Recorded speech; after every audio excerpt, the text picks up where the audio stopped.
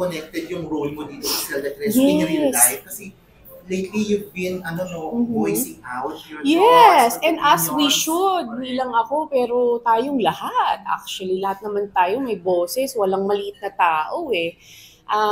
Lately, no, most especially lately, ever since naman may injustice na, but lately, of course, yung ating bansa ay talagang, ito na, nag-iingay na, and nagagalit na. And hindi naman din, kumbaga may karapatan din naman tayo magalit sa mga nangyayari sa gobyerno, sa bilyong-bilyong pisong mga nanakaw or ninakaw sa atin. So ako, always naman ako vocal, most especially when it comes to kung ano yung tama, whatever is legal, what is right.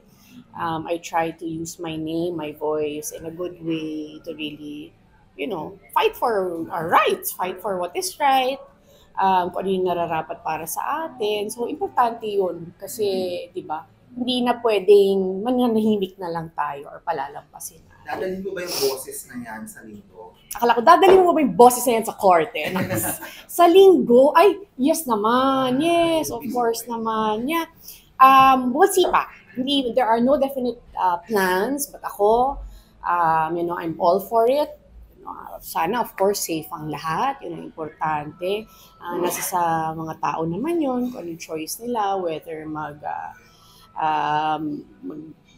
talagang lalabas sila sa kalye and all that, magpo-protest, that's up to them. Ako, wala pa namang definite plans, but I will keep using my voice talaga din.